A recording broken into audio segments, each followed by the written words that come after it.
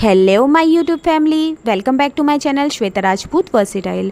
Guys, कैसे हैं आप लोग? आई होप सब लोग बहुत अच्छे होंगे। तो गाइज़, आज के इस वीडियो में मैं आपको नॉन स्टॉप 5 कहानियाँ एक साथ सुनाऊंगी। पहली कहानी का नाम है हिंदुस्तान में घूमने आई 7 परियों की कहानी। तो चलिए पहली कहानी सुनते हैं। एक बार की बात है, हिंदुस्तान की 7 सुंदर परियां धरती की सैर पर निकलीं। हिंदुस्तान एक ऐसा स्थान है जहाँ केवल परियां जादू और खुशियाँ ही रहती हैं। वहाँ न दुख होता है, न रोना, न शोर। लेकिन धरती की सुंदरता की बातें परियां अक्सर सुना करती थी। इस बार उन्होंने सोचा, चलो धरती की सैर करें। वे 7 परियां धरती पर उतर आईं। जैसे ही उन्होंने धरती को देखा, वे हैरान रह गईं। चारों तरफ हरियाली थी, बड़े बड़े पेड़, रंग बिरंगे फूलों से सजे बाग, कलकल करते झरने, नीला आसमान, पहाड़ों की चोटियां और खुले खेतों में लहराते सोने जैसे गेहूं। धरती सचमुच बहुत सुंदर थी। जहां भी उनकी नज़र पड़ी, उन्हें कुछ नया, कुछ अनोखा देखने को मिला। पशु कूदते फांदते इधर उधर दौड़ रहे थे, पक्षी मधुर गीत गा रहे थे और आसमान में बादल धीरे धीरे उड़ रहे थे। परियों को सबसे ज़्यादा सुंदर लगा एक बगीचा। वहाँ के फूल इतने रंगीन और खुशबूदार थे कि परियां उन्हें देखते ही रह गईं। उनके चारों ओर रंग बिरंगी तितलियां उड़ रही थीं। उन तितलियों को देखकर परियों का भी खेलने का मन हो गया। परियों ने एक जादू किया और खुद को तितलियों में बदल लिया। अब वे भी रंग बिरंगी पंखों वाली तितलियां बन चुकी थीं। कोई नीली, कोई लाल, कोई पीली, कोई हरी। वे फूलों पर बैठती, फिर उड़ जाती, कभी गुनगुनाती, कभी झूले जैसी पत्तियों पर झूल जाती। हर दिन वे उस बगीचे में आकर तितलियां बन जाती और खेलती रहती। ये उनका रोज का काम बन गया था। धरती पर आओ, तितली बनो, खेलो और गुनगुनाओ। एक दिन की बात है, बगीचे में एक छोटा सा बच्चा आया जिसका नाम हरजोध था। वो बहुत प्यारा और जिज्ञासु बच्चा था। वो फूलों के बीच खेल रहा था। तभी उसकी नज़र एक खास तितली पर पड़ी। ये वही तितली थी जो असल में परी थी, सबसे सुंदर, सबसे चमकीले पंखों वाली। हरजोध ने बिना सोचे समझे झपट्टा मार दिया। झपट्टा मार के उसे पकड़ लिया। तितली परी को बहुत डर लगा। वो सोचने लगी, अगर हरजोध ने मुझे कभी नहीं छोड़ा तो मैं परियों के देश कैसे लौट पाऊंगी। पर वो कुछ कह नहीं सकती थी। वो तो अभी तितली के रूप में थी ना। लेकिन हरजोध को ऐसा लगा जैसे तितली कुछ कह रही हो, जैसे उसकी आंखों में एक खास बात हो। उसने तितली को ध्यान से देखा और बोला, क्या तुम आज़ाद होना चाहती हो? तितली ने पंख धीरे से फड़फड़ाए, जैसे हाँ कह रही हो। हरजोध को समझ आ गया कि इस सुंदर तितली को उड़ना पसंद है। वो मुस्कुराया और बोला, जा तितली, उड़ जा, तुम्हें आज़ाद रहना चाहिए। जैसे ही उसने तितली को छोड़ा, तितली फौरन उड़ गई। पर थोड़ी देर बाद उसने हवा में एक गोल चमकदार गोला बनाया जो धीरे धीरे आसमान में गायब हो गया। उसी रात हरजोध को एक बहुत ही सुंदर सपना आया। उसके सामने वही तितली आई, लेकिन अब वो तितली नहीं, एक परी बन चुकी थी। परी ने मुस्कुराकर कहा, हरजोध, तुमने मुझे आज़ाद किया, इसलिए मैं तुम्हें एक खास तोहफा देने आई हूँ। पलक झपकते ही परी ने अपने जादू से हरजोध को हवा में उड़ाया और वे दोनों एक चमकदार रास्ते पर उड़ते हुए परियों की दुनिया यानी हिंदुस्तान पहुँच गए। वहाँ सब कुछ चमक रहा था, रंग बिरंगे फूल, झीलों का मीठा पानी और चारों ओर उड़ती परियां। परी ने हरजोध को वहाँ के फल खाने को दिए, जैसे मीठे आम, रस भरे अनानास और जादुई सेब, जिसका स्वाद उसने पहले कभी नहीं चखा था। फिर परी ने एक प्याले में दूध दिया जो बिल्कुल सफ़ेद और झिलमिलाता था। हरजोध ने जैसे ही एक घूंट पिया, उसे लगा जैसे वो उड़ने लगा हो। वो दूध सचमुच अमृत जैसा था। हरजोत वहाँ बहुत देर तक खेला, नाचा, गाया और परियों से दोस्ती की। फिर परी ने कहा, अब तुम्हें वापस जाना होगा, लेकिन याद रखना, जब भी तुम किसी को आज़ाद करोगे, किसी की मदद करोगे, हम परियां तुम्हारे साथ होंगी। हरजोत की आँख खुली तो वो अपने बिस्तर पर था। उसे लगा जैसे वो सपना था, लेकिन तभी उसकी तकिए के नीचे एक चमकदार पंख रखा हुआ था, वही पंख जो परी के तितली रूप में था। हरजोत समझ गया कि वो सपना नहीं था, वो सच था, और अब से वो हमेशा जानवरों, पक्षियों और तितलियों की रक्षा करेगा। उस दिन के बाद हरजोत बगीचे में रोज जाता, लेकिन तितलियों को पकड़ता नहीं, उन्हें देखता, उनके साथ गुनगुनाता और मुस्कुराता, क्योंकि अब वो जान गया था हर तितली में एक परी हो सकती है। तो गाइज, इससे हमें ये सीख मिलती है कि दूसरों को आज़ादी देना सबसे बड़ा उपहार है। दया और करुणा से हमें असली जादू का अनुभव होता है। तो ये थी पहली कहानी। तो आइए अब हम सुनते हैं दूसरी कहानी। पुराने समय की बात है। एक राजा था। वो बड़ा समझदार और हर नई बात को जानने को इच्छुक रहता था। उसके महल के आंगन में एक बकौली का पेड़ था। रात को रोज नियम से एक पक्षी उस पेड़ पर आकर बैठता और रात के चारों पहरों के लिए अलग अलग 4 तरह की बातें कहा करता। पहले पहर में कहता, किस मुख दूध पिलाऊं, किस मुख दूध पिलाऊं। दूसरा पहर लगते बोलता, ऐसा कहूँ न दीख, ऐसा कहूँ न दीख। जब तीसरा पहर आता तो कहने लगता, अब हम करबू का, अब हम करबू का। जब चौथा पहर शुरू होता तो वो कहता, सब बम्मन मर जाएं, सब बम्मन मर जाएं। राजा रोज रात को जागकर पक्षी के मुख के चारों पहरों की 4 अलग अलग बातें सुनता। सोचता, पक्षी क्या कहता है, पर उसकी समझ में कुछ न आता। राजा की चिंता बढ़ती गई। जब वो उसका अर्थ निकालने में असफल रहा तो हार कर उसने अपने पुरोहित को बुलाया, उसे सब हाल सुनाया और उससे पक्षी के प्रश्नों का उत्तर पूछा। पुरोहित भी एक साथ उत्तर नहीं दे सका। उसने कुछ समय की मोहलत मांगी और चिंतित होकर घर चला गया। उसके सिर में राजा की पूछी गई चारों बातें बराबर चक्कर काटती रही। वो बहुत देर तक सोचता, पर उसे कोई जवाब न सूझता। अपने पति को हैरान देखकर ब्राह्मणी ने पूछा, तुम इतने परेशान क्यों दिखते हो? मुझे बताओ, बात क्या है? ब्राह्मण ने कहा, क्या बताऊं? एक बड़ी ही कठिन समस्या मेरे सामने आ खड़ी हुई है। राजा के महल में आंगन में जो पेड़ है, वहाँ रोज रात को एक पक्षी आता है और चारों पहरों में नियम से 4 अलग अलग बातें कहता है। राजा पक्षी की उन बातों का मतलब नहीं समझा तो उसने मुझसे उनका मतलब पूछा, पर पक्षी की पहेलियाँ मुझे भी समझ नहीं आती। राजा को जवाब क्या दूँ? बस इसी उधेड़-बुन में हूँ। ब्राह्मणी बोली, पक्षी कहता क्या है, ज़रा मुझे भी सुनाओ। ब्राह्मण ने चारों पहरों की चारों बातें कह सुनाई। सुनकर ब्राह्मणी बोली, वाह, ये कौन कठिन बात है, इसका उत्तर तो मैं दे सकती हूँ। चिंता मत करो, जाओ राजा से जाकर कह दो कि पक्षी की बातों का मतलब मैं बतलाऊंगी। ब्राह्मण राजा के महल में गया और बोला, महाराज, आप जो पक्षी के प्रश्नों के उत्तर जानना चाहते हैं, उनको मेरी स्त्री बता सकती है। पुरोहित की बात सुनकर राजा ने उसकी पत्नी को बुलाने के लिए पालकी भेजी। ब्राह्मणी आई। राजा रानी ने उसे आदर से बिठाया।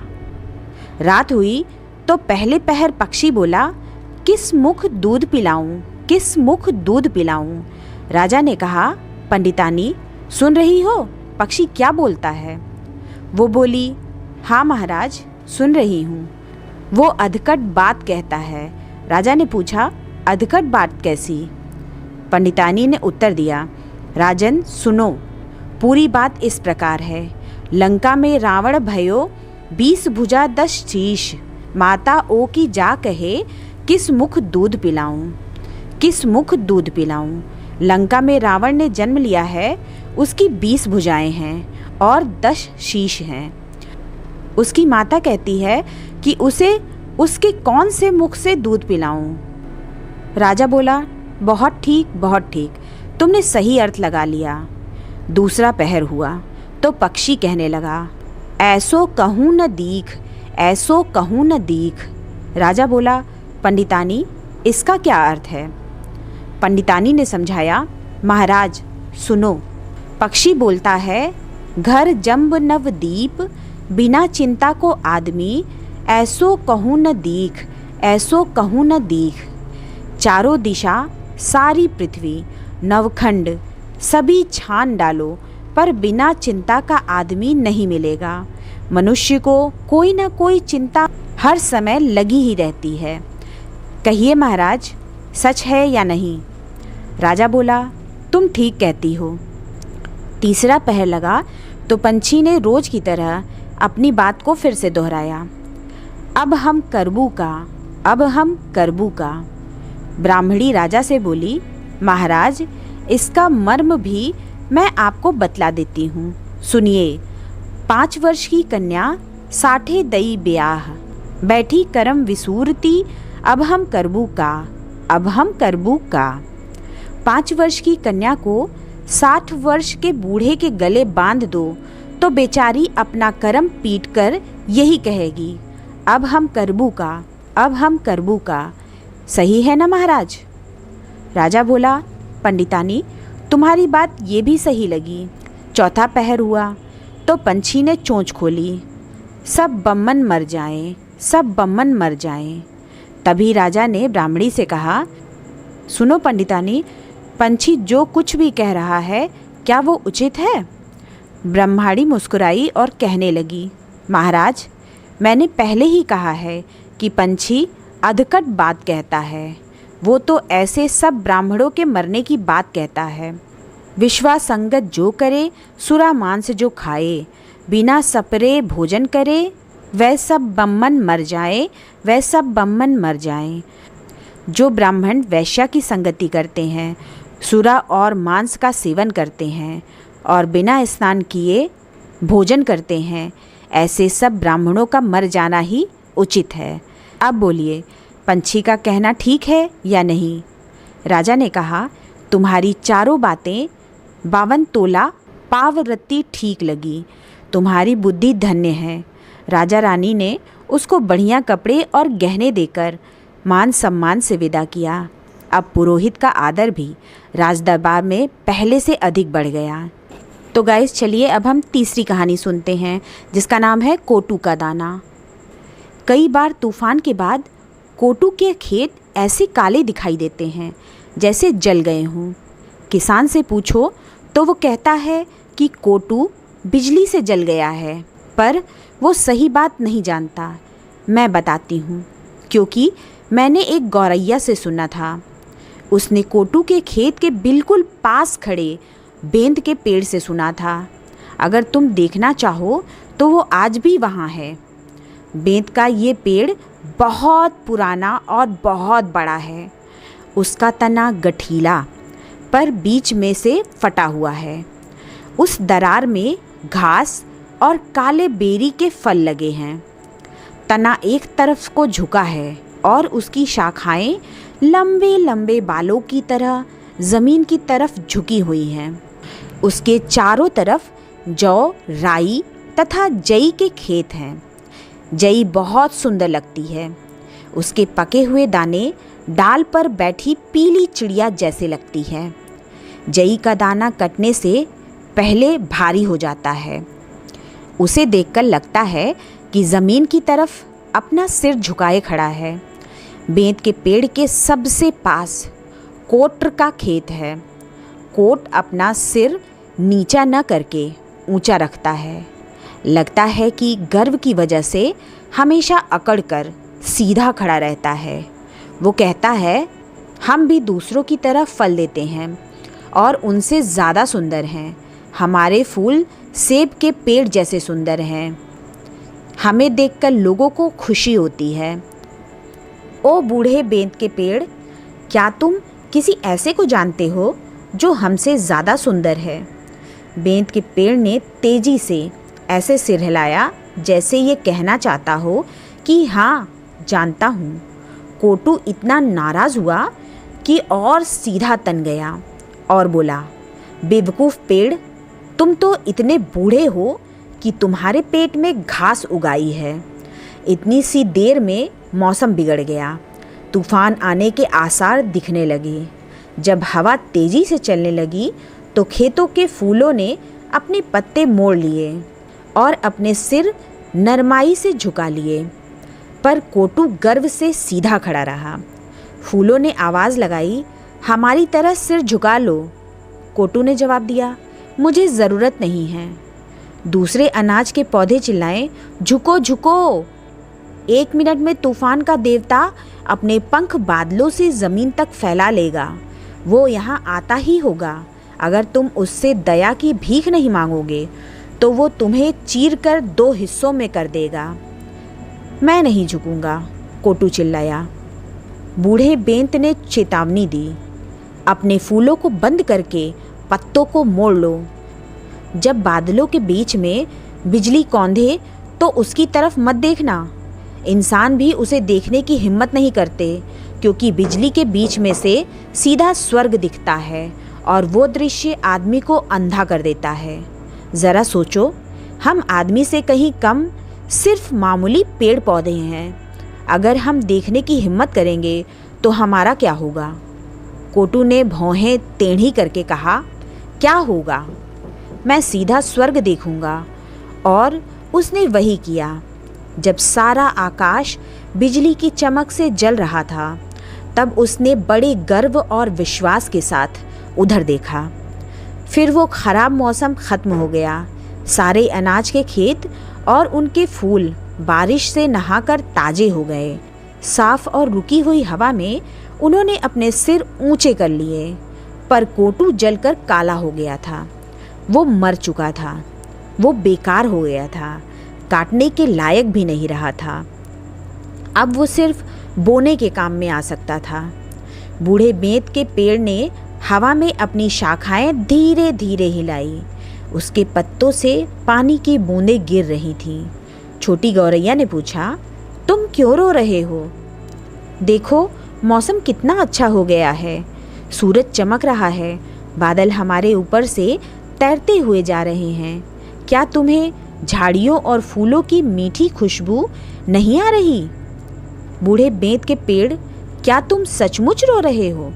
बूढ़े पेड़ ने गौरैया को कोटू के अहंकार, ढिठाई और फलस्वरूप मिलने वाली सज़ा के बारे में बताया, क्योंकि ढिठाई के बाद सज़ा ज़रूर मिलती है। एक शाम को मैंने गौरैया से परियों की कहानी के लिए ज़िद की थी। तब उसने मुझे ये कहानी सुनाई थी जो मैंने अब तुम्हें सुनाई है। तो आपको ये कहानी कैसी लगी, हमें कमेंट बॉक्स में कमेंट करके ज़रूर बताइएगा। तो चलिए अगली कहानी सुनते हैं। तो चलिए गाइज़, अब हम कहानी सुनते हैं सफ़ेद परी और काली परी। कुछ समय पहले की बात है। एक सुंदर और शांत गांव था। नाम था नारायणगढ़। वहाँ की पाठशाला बहुत मशहूर थी, क्योंकि वहाँ पढ़ने वाले बच्चे बड़े होनहार और खुशमिजाज थे। हर कक्षा में हंसी की गूंज सुनाई देती थी और बच्चे गृह कार्य को खेल खेल में करते थे। पर समय बदला। धीरे धीरे पाठशाला का माहौल बदलने लगा। बच्चों के चेहरे से मुस्कान गायब हो गई। वे चुपचाप बैठने लगे, गृह कार्य करने में बहाना बनाने लगे और रातों को डरावने सपने देखने लगे। किसी को अंधेरे जंगल दिखते, किसी को ऊंची ऊंची इमारतों से गिरते हुए सपने आते, तो किसी को गुस्से वाले अध्यापक का सामना करना पड़ता। कक्षा 5 की सबसे समझदार बच्ची सरगम ने अपनी माँ से एक रात कहा, माँ, मुझे अब गृह कार्य करने से डर लगता है जैसे किताब खोलते ही कोई मुझे घूर रहा है, और रात को तो नींद में काली छाया मेरे सपनों में आ जाती है। उसकी माँ ने मुस्कुराकर सरगम को गले लगा लिया और कहा, बेटा, ये कोई आम डर नहीं है, ये उस काली परी का काम है। वो परी तब आती है जब बच्चों के मन में डर, आलस, झूठ और जलन घर कर लेता है। वो तुम्हारे सपने में अंधेरा भर देती है। काली परी? सरगम ने हैरानी से पूछा। माँ ने कहा, हाँ, सिर हिलाते हुए। फिर बोली, लेकिन बेटा, हर अंधेरे में एक रोशनी होती है। उस अंधेरे को दूर करने के लिए एक सफ़ेद परी भी होती है। वो परी तब आती है जब हम मेहनत, सच्चाई और आत्मविश्वास को अपनाते हैं। वो परी हमारे सपनों को रंगीन बना देती है। क्या वो मेरे सपनों में आ सकती है? सरगम ने उत्सुकता से पूछा। ज़रूर, माँ ने कहा, लेकिन उसके लिए तुम्हें अपने डर और आलस को हराना होगा। तुम्हें गृह कार्य से डरना नहीं, उसे समझने की कोशिश करनी होगी। जब तुम पूरे मन से पढ़ाई करोगी, तब सफ़ेद परी तुम्हारे सपनों में आएगी। सरगम को ये बात दिल से छू गई। उस दिन से उसने ठान लिया कि वो अपने गृह कार्य को बोझ नहीं, एक खेल की तरह लेगी। अगले दिन से सरगम ने एक नई शुरुआत की। वो समय पर पाठशाला जाती, ध्यान से पढ़ाई करती और शाम को खुद ही गृह कार्य करने बैठ जाती। जब कोई सवाल समझ नहीं आता तो वो अपनी माँ या अध्यापक से पूछने में हिचकिचाती नहीं। उसने अपने दोस्तों की भी मदद करनी शुरू की। एक रात जब सरगम सो रही थी, उसे फिर वही काली छाया दिखाई दी। वो छाया धीरे धीरे पास आई और फुसफुसाई, छोड़ो ये सब पढ़ाई, चलो खेलें, मज़े करें। पढ़ना तो बहुत बोरिंग है। सरगम थोड़ी घबरा गई। तभी अचानक आकाश से तेज रोशनी आई। एक सुनहरी ध्वनि के साथ एक सुंदर परी प्रकट हुई। उसके सफ़ेद पंख थे, माथे पर चमकता ताज और हाथ में एक सुनहरी छड़ी। वो मुस्कुराई और बोली, सरगम, तुमने मन से मेहनत की है, सच्चाई को अपनाया है। अब मैं तुम्हारे डर को दूर करने आई हूँ। उसने अपनी छड़ी से एक हल्की सी चमक सरगम के चारों ओर फैलाई। काली परी अंधेरे में छटपटाने लगी और देखते ही देखते गायब हो गई। फिर सफ़ेद परी ने सरगम को अपने साथ एक अद्भुत यात्रा पर ले चलने का निमंत्रण दिया। सरगम ने देखा कि वो एक जादुई बगीचे में पहुंच गई है। वहाँ रंग बिरंगे फूल थे, चहकते पक्षी, बहती नदियाँ और हंसते हुए बच्चे। हर बच्चा कुछ नया सीख रहा था। कोई किताब पढ़ रहा था, कोई गणित के खेल खेल रहा था, कोई विज्ञान की बातें कर रहा था। सरगम ने पूछा, क्या ये सब बच्चे भी सफ़ेद परी के साथ हैं? परी ने उत्तर दिया, हाँ, ये वे बच्चे हैं जो सच्चाई, मेहनत और जिज्ञासा को अपनाते हैं। इनके मन में डर नहीं, सवाल होते हैं, और जब सवाल होते हैं तो जवाब खुद आ जाते हैं। सरगम की आंखें चमक उठी। उसने उस बगीचे में घंटों बिताए। फिर धीरे धीरे सपना खत्म हुआ और वो सुबह मुस्कुराते हुए उठी। अब सरगम पहले से कहीं ज़्यादा खुश और आत्मविश्वासी थी। पाठशाला में वो पहले से भी अच्छा करने लगी। पर वो अकेली नहीं बदली। उसने अपने दोस्तों को भी वो सपना और कहानी सुनाई, काली परी और सफ़ेद परी की कहानी। उसने बताया कि कैसे वो डर से जूझी और कैसे सफ़ेद परी ने उसकी मदद की। धीरे धीरे बाकी बच्चे भी समझने लगे कि गृह कार्य कोई सज़ा नहीं बल्कि सीखने का मौका है। अब कक्षा में फिर से हंसी सुनाई देने लगी। बच्चों के सपने अब डरावने नहीं रहे। वे अब सुंदर जंगलों, उड़ते पंछियों और दोस्ती की कहानियों से भरे होते। गांव की पाठशाला का माहौल एक बार फिर से वैसा ही हो गया, सकारात्मक, रंगीन और प्रेरणादायक। तो गाइज़, इससे हमें क्या सीख मिलती है? इससे ये सीख मिलती है कि डर, आलस और झूठ हमारे मन के अंधेरे को बुलाते हैं और तब आती है काली परी। जो हमें हमारे ही डर में उलझा देती है। लेकिन जैसे ही हम सच्चाई, मेहनत और आत्मविश्वास को अपनाते हैं, हमारे जीवन में आती है सफ़ेद परी, जो हमारे सपनों को रोशनी और रंगों से भर देती है। गृह कार्य और पढ़ाई कोई बोझ नहीं, बल्कि वो सीढ़ी है जो हमें हमारे सपनों की ऊंचाई तक पहुंचाती है। तो गाइज़, ये थी कहानी। कहानी कैसी लगी हमें कमेंट करके ज़रूर बताइएगा। तो चलिए अब अगली कहानी सुनते हैं। तो आइए अब हम सुनते हैं 3 कुत्ते की कहानी। एक बार की बात है कि एक राजा दुनिया में बाहर घूमने गया, तो वहाँ से एक बहुत सुंदर राजकुमारी लेकर लौटा। उसने उससे शादी कर ली।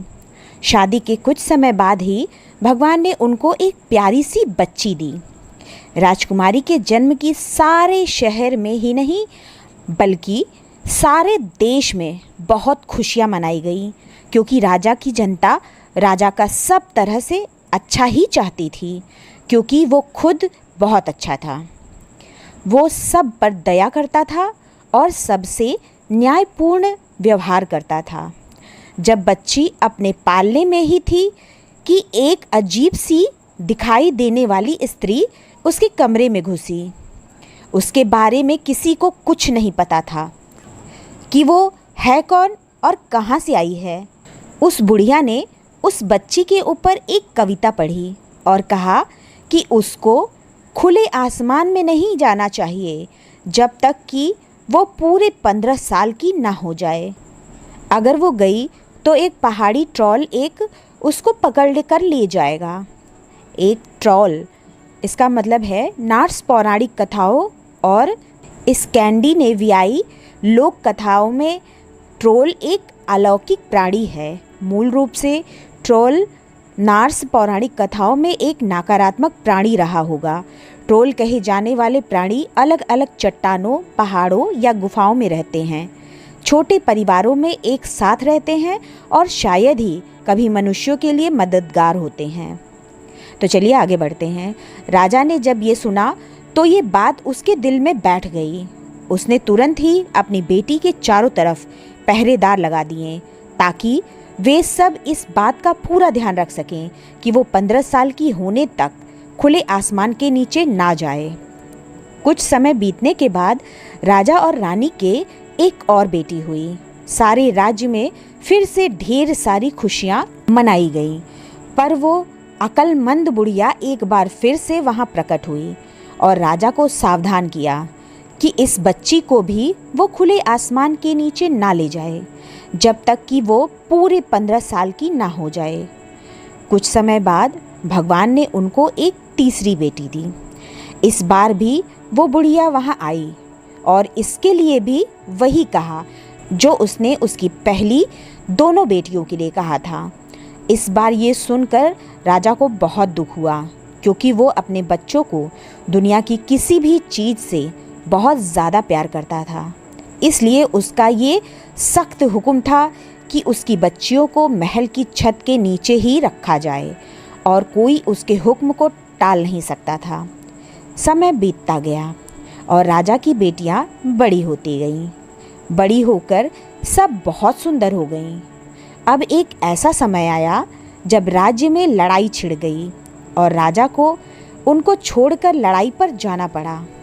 एक दिन जब वो लड़ाई पर बाहर था तो तीनों राजकुमारियां खिड़की में बैठी बाहर झांक रही थीं। बाहर सुंदर धूप खिली हुई थी, जिसमें बगीचे के फूल खूब चमक रहे थे। उन सब की बहुत इच्छा हुई कि वे बाहर जाकर उन फूलों से खेलें। सो उन्होंने अपने पहरेदारों से विनती की कि वे बाहर बगीचे में जाकर थोड़ी देर के लिए खेलना चाहती हैं, पर उनके पहरेदारों ने उनको इस बात की इजाज़त नहीं दी, क्योंकि वे राजा से डरते थे। इस पर भी राजकुमारियों ने उनसे बड़े मीठे शब्दों में जिद की कि वे उनको बस थोड़ी देर के लिए जाने दें। फिर वे उनकी विनती को ठुकरा नहीं सके और उनको बाहर जाने दिया।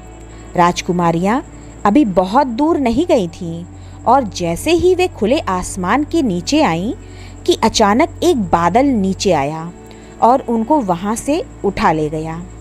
हालांकि उनको चारों तरफ ढूंढा गया, पर फिर भी उनको वापस लाने की सारी कोशिशें बेकार गईं। सारे राज्य में दुख और उदासी छा गई।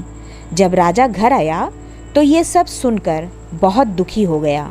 उसका ये दुख तो बस सोचा ही जा सकता है, पर जो हो गया था वो तो हो गया था, उसको तो वापस नहीं किया जा सकता था।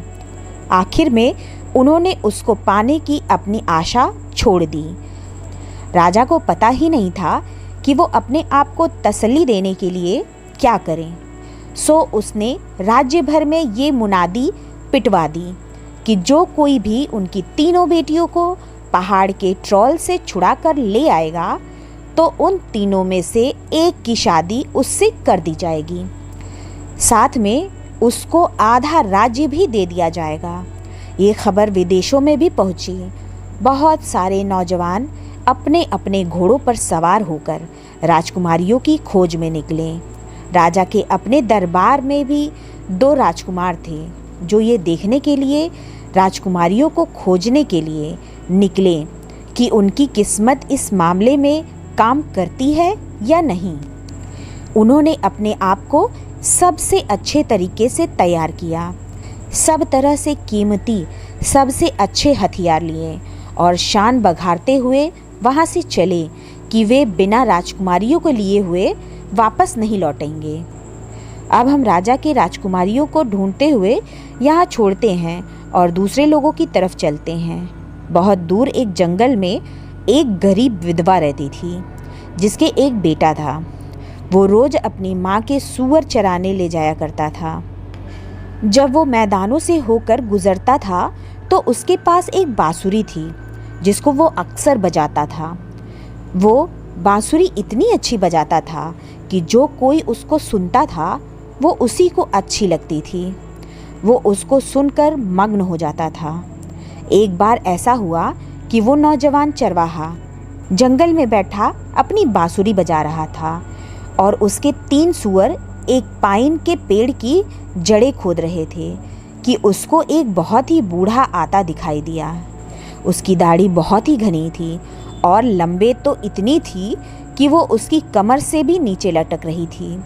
उस बूढ़े के पास एक बहुत बड़ा कुत्ता था। जब नौजवान ने वो बड़ा सा कुत्ता देखा तो सोचा कि इस बूढ़े के पास जंगल के अकेलेपन में ये इतना बड़ा कुत्ता है तो ये तो अपने आप को कितना खुशकिस्मत समझ रहा होगा। जब बूढ़े ने नौजवान को देखा तो वो समझ गया कि वो क्या सोच रहा होगा।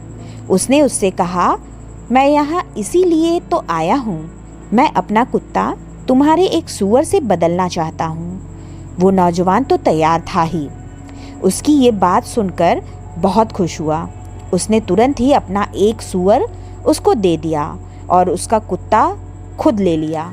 जब वो बूढ़ा वहाँ से जाने लगा तो उससे बोला, मुझे पूरा विश्वास है कि तुम इस कुत्ते से बहुत खुश और संतुष्ट रहोगे, क्योंकि ये कोई दूसरे कुत्तों जैसा मामूली कुत्ता नहीं है।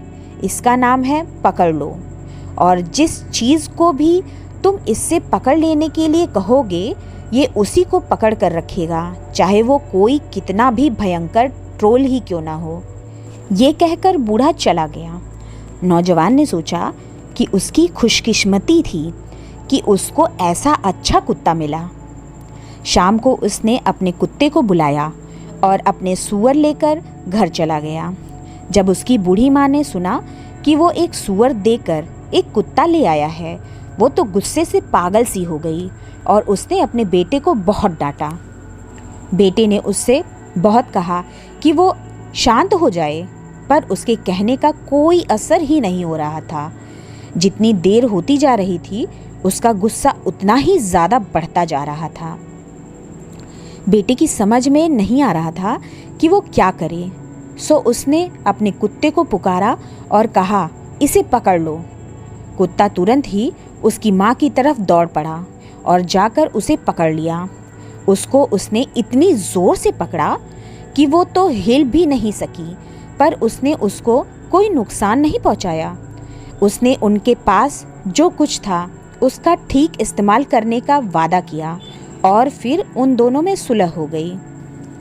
अगले दिन बेटा फिर से अपने दोनों सुअरों को चराने को लिए अपने कुत्ते को साथ लेकर मैदान में गया।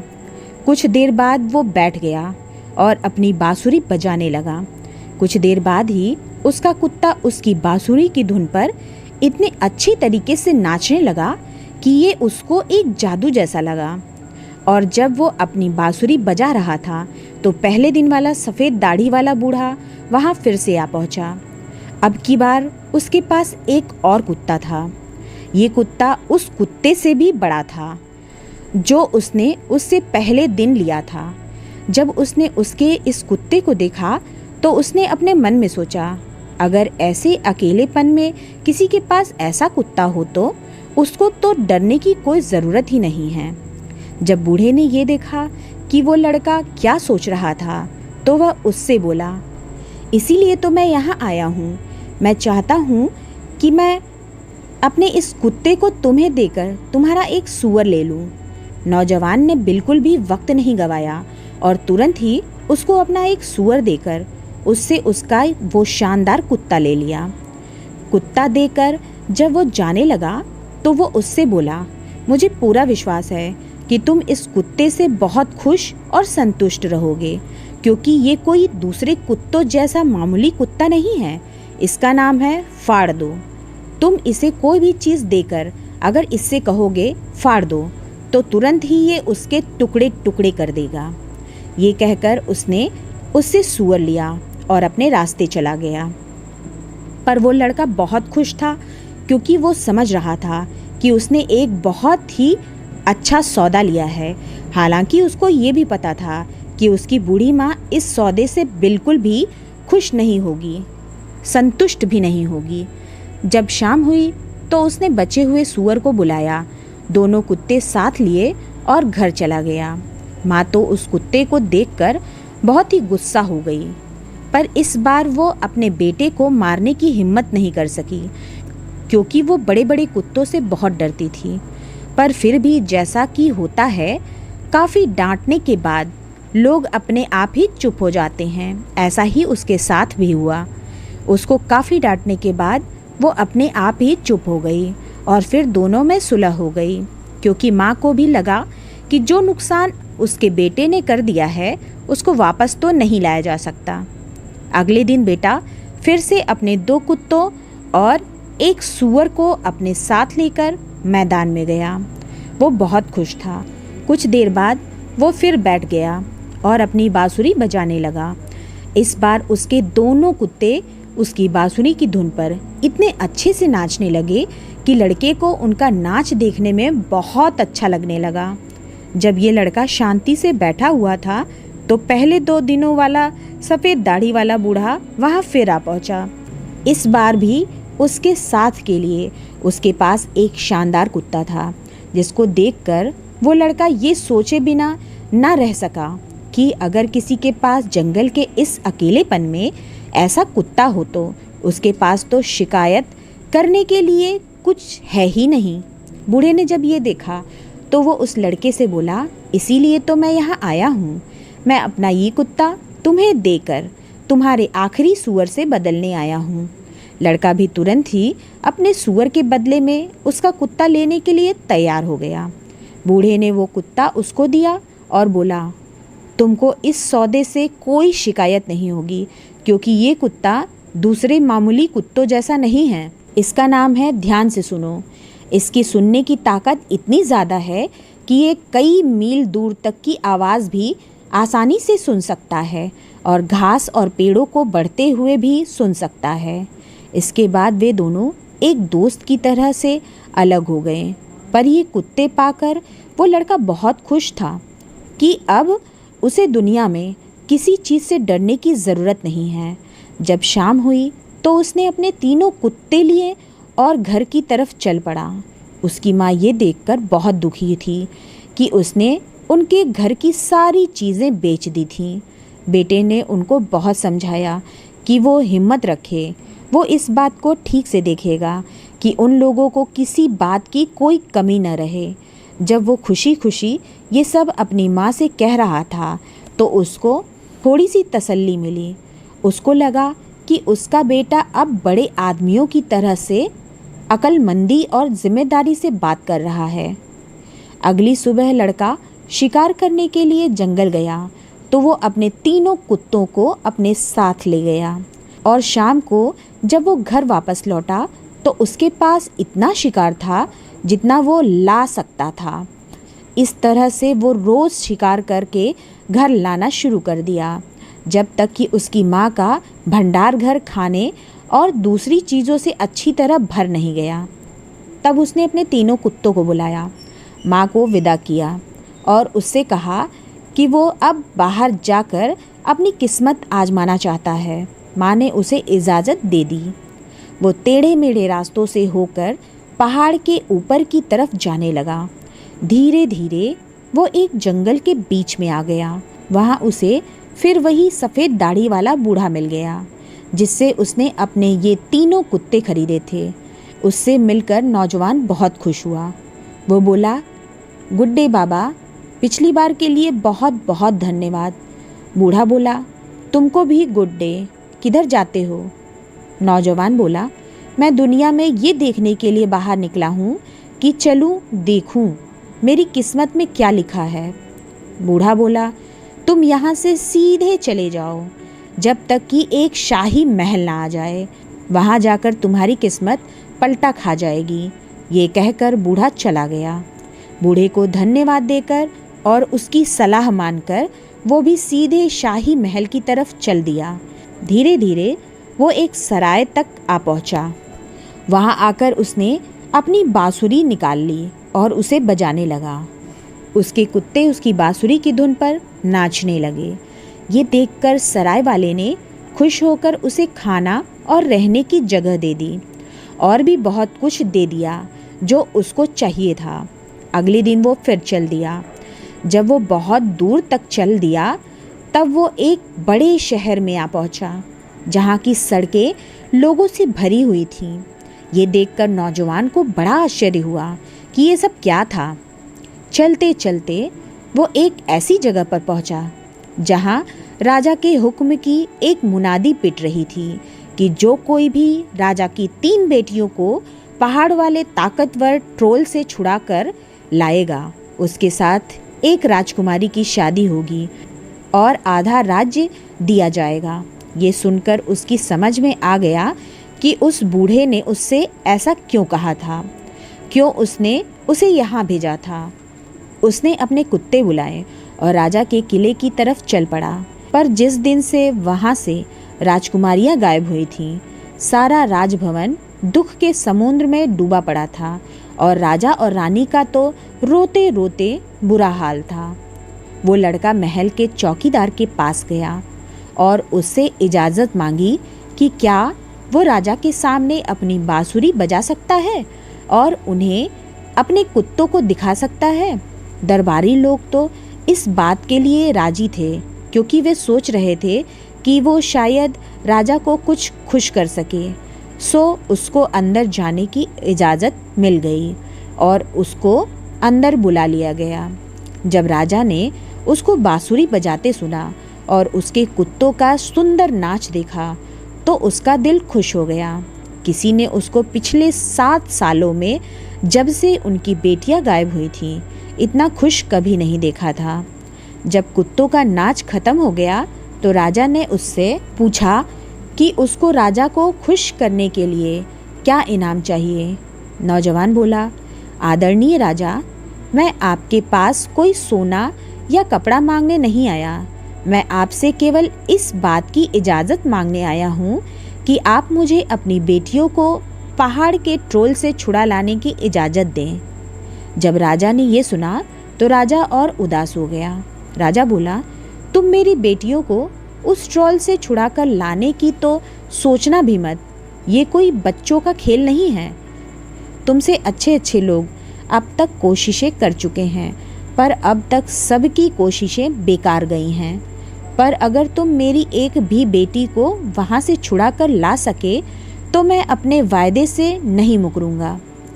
सो उसने राजा से इजाज़त ली और पहाड़ के ट्रोल की तरफ चल दिया उसने निश्चय किया कि वो जब तक वो जो कुछ ढूंढ रहा है वो उसे नहीं मिल जाएगा, वो चैन से नहीं बैठेगा। उसने कई बड़े बड़े राज्य बिना किसी खास घटना के पार किए। वो जहाँ भी गया उसके कुत्ते उसके साथ ही रहें। ध्यान से सुनो, उसके बिल्कुल साथ साथ चल रहा था ताकि वो उसके आसपास की हर चीज़ को ध्यान से सुन सके जो उसको सुननी चाहिए। पकड़ कर रखो अपने मालिक का थैला पकड़कर ले जा रहा था और फाड़ दो जो इन सब कुत्तों में सबसे ज़्यादा ताकतवर था अपने मालिक को तब उठाकर ले जाता था जब वो चलते चलते थक जाता था। एक दिन ध्यान से सुनो, लड़के के पास दौड़ता हुआ आया और बोला कि वो एक ऊंचे से पहाड़ पर गया था जहाँ उसने राजकुमारी को सुना। उस समय ट्रॉल घर में नहीं था और वो वहीं आसपास में ही घूम रहा था। ये सुनकर लड़का बहुत खुश हुआ। वो तुरंत ही अपने तीनों कुत्तों के साथ उस पहाड़ की तरफ चल दिया। जब वे लोग वहाँ पहुँचे तो ध्यान से सुनो बोला, अब समय बर्बाद करने का समय नहीं है, जो कुछ करना है जल्दी करो। ट्रॉल अभी यहाँ से 10 मील दूर है और मैं पत्थरों पर उसके सोने के खुरों की आवाज़ सुन पा रहा हूँ। लड़के ने अपने कुत्तों को पहाड़ में एक दरवाज़ा तोड़ने के लिए कहा, जो उन्होंने किया। जब वो उसके अंदर घुसा तो उसने एक बहुत सुंदर लड़की देखी जो उस पहाड़ के एक कमरे में बैठी थी और सोने का धागा एक सोने की तकली पर लपेट रही थी। लड़का उसकी तरफ बढ़ा और उसको बड़े मीठे शब्दों में नमस्ते की। राजा की बेटी को उस लड़के को वहाँ देखकर बड़ा आश्चर्य हुआ। वो बोली, तुम कौन हो जिसने यहाँ पहाड़ वाले ट्रॉल के कमरे में आने की हिम्मत की? पिछले 7 सालों में मैं यहाँ इस पहाड़ में बैठी हुई हूँ, पर मैंने आज तक कोई आदमी यहाँ नहीं देखा। वो आगे बोली, भगवान के लिए तुम ट्रॉल के घर से जल्दी चले जाओ, वरना तुम्हारी जान खतरे में है। पर हमारा नौजवान बिल्कुल निडर था। उसने कहा कि वो किसी से डरता नहीं और वो उस ट्रॉल के आने का इंतज़ार करेगा। जब वे लोग बातें कर रहे थे तभी ट्रॉल अपने घोड़े पर सवार होकर वहाँ आ पहुँचा। उसके घोड़े पर सोने का साज सजा था। जब उसने देखा कि उसका दरवाज़ा खुला पड़ा है तो वो बहुत गुस्सा हुआ और इतने ज़ोर से चिल्लाया कि सारा पहाड़ कांप उठा। किसने मेरे पहाड़ का दरवाज़ा खोला? किसने मेरे पहाड़ का दरवाज़ा तोड़ा? नौजवान ने बिना किसी डर के जवाब दिया, मैंने तोड़ा और अब मैं तुम्हें भी तोड़ दूंगा।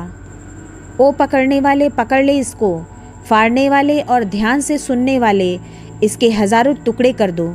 जैसे ही उसने ये बोला वैसे ही उसके तीनों कुत्ते भागे और उसके हज़ारों टुकड़े करके फेंक दिए। राजकुमारी तो ये देखकर बहुत खुश हुई। भगवान की जय हो, आखिर मैं यहाँ से छुटकारा पा ही गई। खुशी के मारे वो नौजवान के गले से लिपट गई और उसको चूम लिया। पर नौजवान वहाँ 1 मिनट के लिए भी रुकना नहीं चाहता था। उसने ट्रॉल के घोड़े पर जीन कसी, उस पर जितना भी उसको सोना और कपड़ा लादना था लादा और राजकुमारी को लेकर तुरंत ही राजा के पास दौड़ गया। वो सब बहुत दूर तक चलते रहे। एक दिन ध्यान से सुनो, जो हमेशा लड़के के घोड़े के आगे आगे चला करता था, जल्दी से दौड़ता हुआ अपने मालिक के पास आया और बोला कि वो अभी अभी एक ऊंचे से पहाड़ के पास था जब उसने दूसरी राजकुमारी की आवाज़ सुनी। वो भी उसके अंदर बैठी बैठी सोने का धागा लपेट रही थी और ट्रॉल उस समय वहाँ नहीं था। नौजवान के लिए तो ये बहुत ही अच्छी खबर थी। वो अपने कुत्तों को लेकर तुरंत ही उस पहाड़ की तरफ चल दिया। जब वे उस पहाड़ के पास पहुँचे तो ध्यान से सुनो ने उससे कहा, अब समय गंवाने का नहीं है। ट्रॉल यहाँ से केवल 8 मील दूर है और मैं उसके घोड़े के सोने के खुरों की आवाज़ पत्थरों पर साफ सुन रहा हूँ। नौजवान ने अपने कुत्तों को कहा कि वो पहाड़ का दरवाज़ा तोड़ दे। बस कहने की देर थी कि उन्होंने पहाड़ का दरवाज़ा तोड़ दिया। जब वो उसके अंदर घुसा तो उसने देखा उसमें एक बहुत सुंदर लड़की बैठी हुई सोने का धागा एक सोने की तकली पर लपेट रही है। राजा की ये बेटी भी लड़के को देखकर आश्चर्यचकित रह गई और बोली, अरे तुम कौन हो? तुम्हारी हिम्मत कैसे हुई यहाँ इस कमरे में आने की? पिछले 7 साल से मैं यहाँ बैठी हुई हूँ, पर मैंने अभी तक किसी आदमी को यहाँ आते नहीं देखा। उसने आगे कहा, अगर तुम ट्रोल से अपनी ज़िंदगी बचाना चाहते हो तो भगवान के लिए यहाँ से तुरंत चले जाओ। तब नौजवान ने उसे बताया कि वो वहाँ क्यों आया था और वो वहाँ बिना किसी परेशानी के ट्रोल के आने का इंतज़ार करेगा। वे सब अभी बातें कर ही रहे थे कि ट्रोल वहाँ आ पहुँचा और पहाड़ का दरवाज़ा टूटा हुआ देखकर बहुत गुस्सा हुआ। वो चिल्लाया, किसने तोड़ा मेरे पहाड़ का दरवाज़ा? नौजवान बोला, मैंने तोड़ा और अब मैं तुम्हें भी तोड़ने जा रहा हूँ। कहकर उसने अपने तीनों कुत्तों को बुलाया और उनसे उसके हज़ारों टुकड़े कर देने के लिए कहा।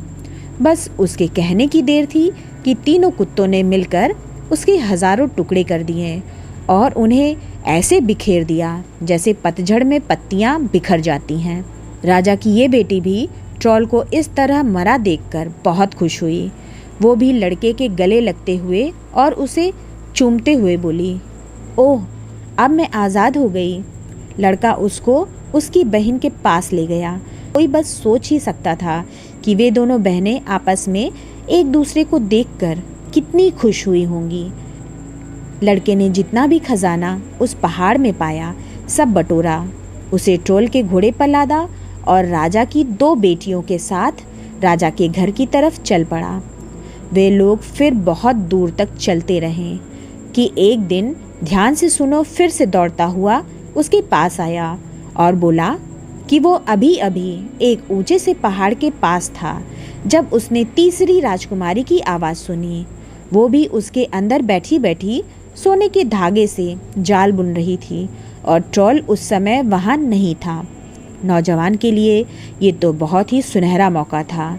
ये बहुत अच्छी खबर थी। वो अपने कुत्तों को लेकर तुरंत ही उस पहाड़ी की तरफ चल दिया।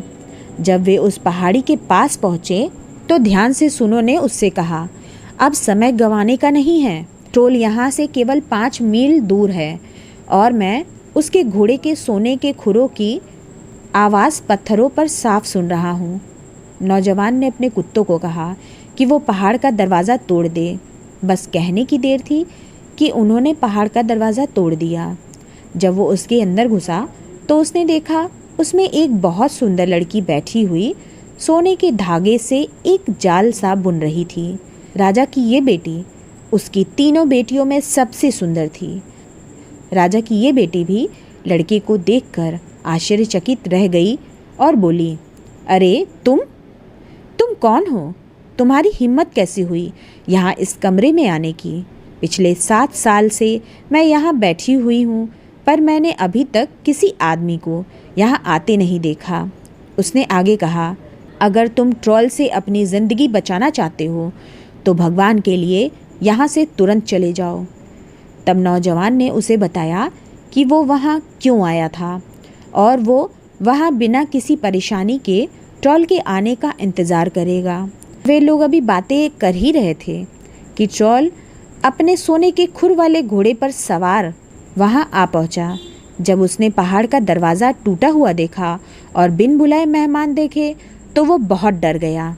उसके दोनों भाइयों के साथ क्या हुआ था ये उसको पता था, सो उसने सोचा कि मामला अगर बिना लड़े ही चालाकी से सलटा लिया जाए तो अच्छा है। ये सोचकर वो लड़के से बहुत मीठा मीठा बोला। फिर उसने राजा की बेटी से मेहमान को मेहमान नवाजी दिखाने के लिए खाना बनाने के लिए कहा, क्योंकि इस ट्रोल को बातें बहुत अच्छी करनी आती थी। हमारे नौजवान ने भी उसको बात करने का मौका दिया। इस बात करने में वो इतना घुल मिल गया कि वो अपनी रक्षा की बात बिल्कुल ही भूल गया। जब खाना मेज पर लगा तो वो उस ट्रोल के साथ मेज पर बैठ गया, पर राजा की बेटी छिप छिप कर रोती रही। उसके कुत्ते भी बहुत बेचैन रहे, हालांकि किसी ने उसकी तरफ ध्यान नहीं दिया। जब ट्रोल और उसके मेहमान ने खाना ख़त्म कर लिया तो नौजवान ने अपने मेज़बान से कहा, मैंने अपना खाना ख़त्म कर लिया।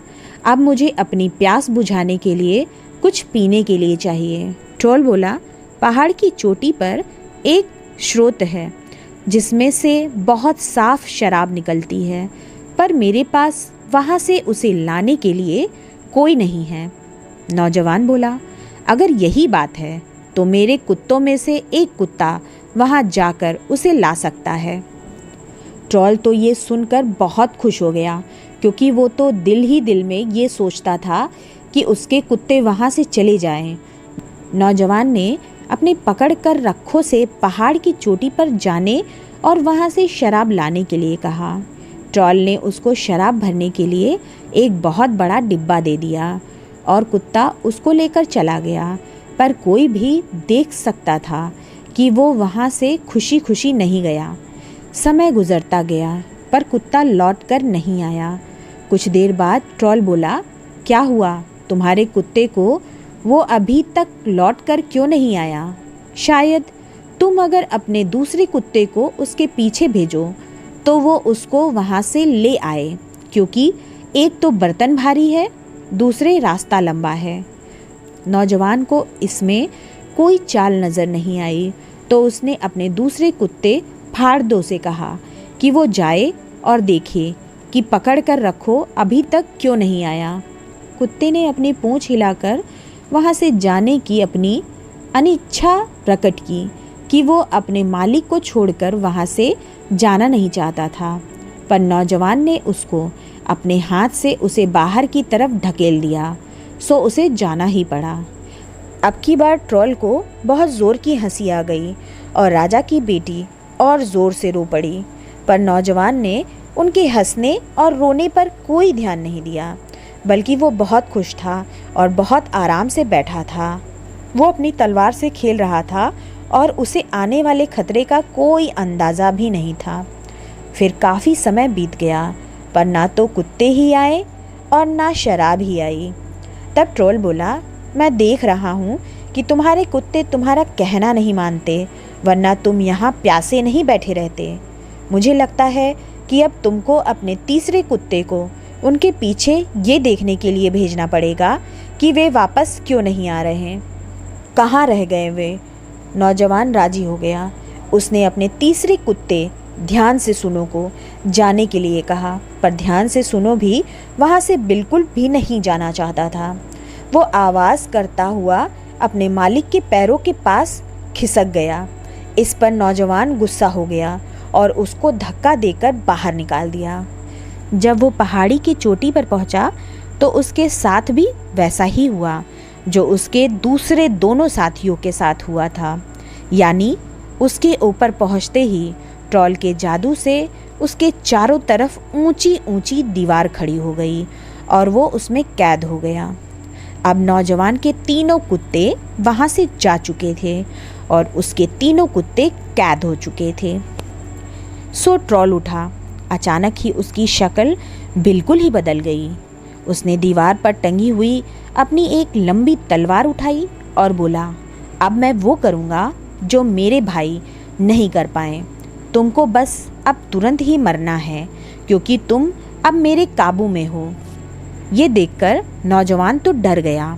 अब उसे बहुत अफसोस हो रहा था कि उसने अपने तीनों कुत्तों को वहाँ से क्यों जाने दिया।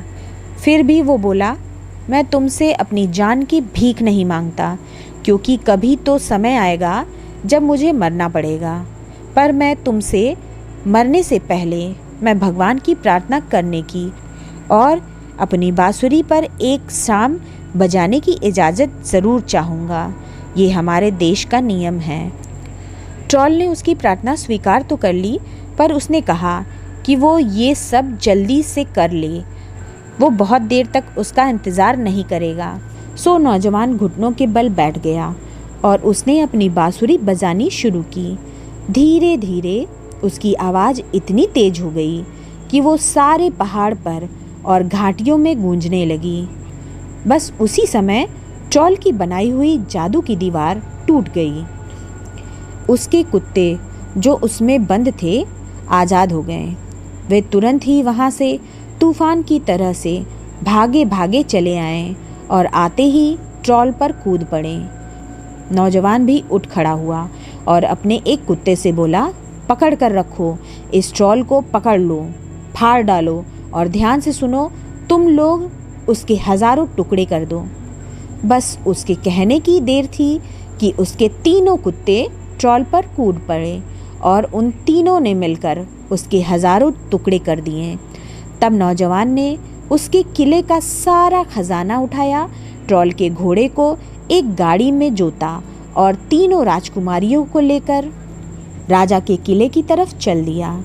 जैसा कि सोचा जा सकता है, जब राजा की तीनों बेटियां फिर से मिली तो वो बहुत खुश हुईं। सबने नौजवान को उसके उन्हें पहाड़ के ट्रोल से आज़ाद कराने के लिए धन्यवाद दिया। पर नौजवान को राजा की सबसे छोटी बेटी से प्यार हो गया था। दोनों ने आपस में एक दूसरे के जिंदगी भर साथ रहने की कसम खाई। इस तरह राजा की बेटियां रास्ते भर आनंद मनाती जा रही थीं। नौजवान भी उनकी ठीक से वैसी ही सेवा करता जा रहा था जैसी कि राजकुमारियों की करनी चाहिए थी। जब वे सब लोग इस तरह से जा रहे थे तो राजकुमारियां नौजवान के बालों से खेल रही थीं। हर राजकुमारी ने अपनी अपनी सोने की अंगूठी उसके बालों में बांध दी ताकि वे उसे याद रहे। एक दिन जब वे अभी भी यात्रा कर रहे थे कि उसी सड़क से जाते हुए उनको दो यात्री मिले। उन दोनों यात्रियों के कपड़े फटे हुए थे और पैरों में छाले पड़ गए थे। उनका हुलिया बता रहा था कि वे कोई लंबी यात्रा करके आ रहे हैं। नौजवान ने अपनी गाड़ी रोकी और उनसे पूछा कि वे कौन थे और कहाँ से आ रहे हैं। उन्होंने जवाब दिया कि वे दोनों राजकुमार थे और उन तीनों लड़कियों की खोज में निकले थे जिनको पहाड़ का ट्रॉल उठाकर ले गया था। उन लोगों का किस्मत ने साथ नहीं दिया, इसलिए वो लोग बिना राजकुमारी को पाए ही यात्रा पूरी करके वापस आ रहे थे। नौजवान ने जब उनकी कहानी सुनी तो वो उनके लिए बहुत दुखी हुआ। उसने उनसे पूछा कि क्या वे उसके साथ उसकी सुंदर गाड़ी में बैठकर चलना पसंद करेंगे। राजकुमारों ने उसके इन प्रस्तावों के लिए उसको बहुत बहुत धन्यवाद दिया। वे सब एक साथ चलते चलते उस राजा के किले में आ पहुँचे जिस राजा की वे राजकुमारियाँ थीं। जब राजकुमारों ने ये सुना कि नौजवान उन तीनों लड़कियों को ट्रोल के चुंगल से छुड़ा लाया है तो उससे उन दोनों राजकुमारों को बहुत जलन हुई कि किस तरीके से वे अपने काम में असफल रहे और वो नौजवान अपना काम कर गया। दोनों नौजवानों ने आपस में सलाह की कि किस तरीके से उनको उस नौजवान का सबसे अच्छा इस्तेमाल करना चाहिए ताकि उनकी अपनी ताकत और शान बढ़ सके। पर उन्होंने अपने इस नीच प्लान को जब तक के लिए छिपा कर रखा जब तक उनको कोई ठीक मौका नहीं मिल गया। अचानक वे दोनों अपने साथी के ऊपर कूद पड़े, उसको गले से पकड़कर उसको बांध लिया और राजकुमारियों को धमकी दी कि अगर उनमें से कोई भी कुछ भी बोला तो वे उसको मार देंगे। और क्योंकि राजकुमारियां अब राजकुमारों के कब्जे में थीं तो वे तो उनको मना कर ही नहीं सकती थीं। पर वे उस नौजवान के लिए बहुत दुखी थीं जिसने उनकी ज़िंदगी बचाने के लिए अपनी ज़िंदगी दांव पर लगा दी थी।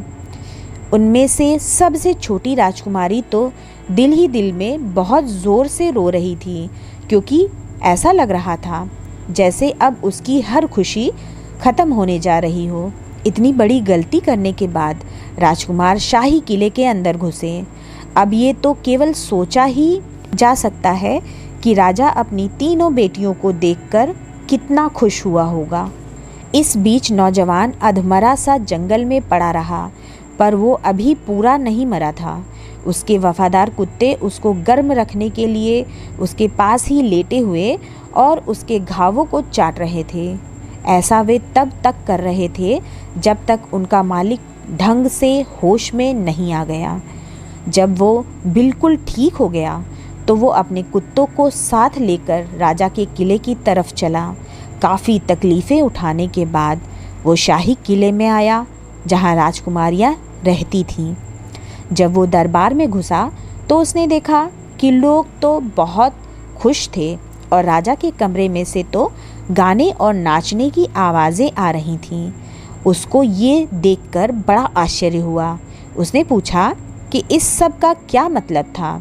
राजा के नौकर बोले, लगता है कि तुम कहीं बहुत दूर से आ रहे हो, इसलिए तुम्हें पता नहीं है कि राजा की बेटियां उस पहाड़ वाले ट्रॉल के चंगुल से निकलकर वापस आ गई हैं, जो उनको उठाकर ले गया था। आज राजा की सबसे बड़ी बेटी की शादी है। नौजवान ने फिर सबसे छोटी राजकुमारी के बारे में पूछा और पूछा कि उसकी शादी कब होगी। तो नौकरों ने बताया कि वो शादी करना नहीं चाहती है और दिन भर रोती रहती है। हालांकि किसी को ये पता नहीं है कि वो क्यों रोती रहती है। ये सुनकर नौजवान बहुत खुश हुआ कि वो अभी भी उसको प्यार करती है। नौजवान फिर राजा के दरबान के पास गया और उससे राजा को ये कहने के लिए कहा कि उनसे कहो कि मेहमान आया है जो शादी की खुशी में अपने कुत्तों का तमाशा दिखाकर लोगों का दिल बहलाना चाहता है। ये राजा की पसंद की चीज़ थी, सो उसने हुक्म दिया कि अजनबी को बहुत अच्छे से अंदर लाया जाए और उसकी ठीक से खातिर की जाए। जब वो नौजवान अंदर आया और उसने अपने कुत्तों का नाच दिखाया तो शादी में आए वहाँ बैठे सारे लोगों ने दांतों तले उंगली दबा ली। सबने उसकी बहुत तारीफ़ की कि इतना सुंदर आदमी उन्होंने पहले कभी नहीं देखा। पर जैसे ही तीनों राजकुमारियों ने उसे देखा तो तुरंत ही उसे पहचान लिया कि ये तो वही नौजवान था जो उन सबको ट्रॉल के चंगुल से छुड़ाकर लाया था। वे तुरंत ही मेज पर से उठी और उसके गले से लिपट गईं। उस समय उन दोनों राजकुमारों को लगा कि उनके लिए उस समय यही सबसे अच्छा रहेगा कि वे वहाँ से भाग जाएं। पर राजा की बेटियों ने राजा को बताया कि किस तरह से उस नौजवान ने उनको ट्रॉल के चुंगल से छुड़ाया और फिर रास्ते में क्या क्या हुआ। इस बात को साबित करने के लिए वे उसके बालों में अपनी अपनी अंगूठियां ढूंढने लगीं। जब राजा को उन दोनों राजकुमारों की चालबाजी का पता चला तो वो तो बहुत गुस्सा हो गया और उनको बड़ी बेरहमी से किले के बाहर निकलवा दिया। लेकिन इस नौजवान को उसने वो इज्जत दी जो उसको मिलनी चाहिए थी। उसने अपनी सबसे छोटी बेटी की शादी उससे कर दी। राजा के मरने के बाद ये नौजवान उसके पूरे राज्य का राजा बन गया। क्या ही शानदार राजा बना वो और उसकी सुंदर रानी अभी तक वहाँ राज कर रहे हैं। गाइस, ये थी 5 कहानियाँ। ये कहानियाँ आपको कैसी लगी हमें कमेंट बॉक्स में कमेंट करके ज़रूर बताइएगा। अगर कहानी अच्छी लगे तो मेरे चैनल को सब्सक्राइब कर ले और बेल आइकन प्रेस करना बिल्कुल ना भूले, जिससे मेरे आगे आने वाले लेटेस्ट वीडियो की नोटिफिकेशन आपको तत्काल मिल सके। मेरे वीडियो को लाइक एंड कॉमेंट्स भी करें। मेरे वीडियो को अपने फेसबुक, व्हाट्सएप, इंस्टाग्राम पे और अपने सगे संबंधियों, अड़ोसियों, पड़ोसियों, माता पिता, भाई बहन, यार मित्रों, सगी संबंधियों सभी को शेयर करें। तो चलिए मिलते हैं नेक्स्ट अच्छे वीडियो के साथ। तब तक के लिए जय माता दी।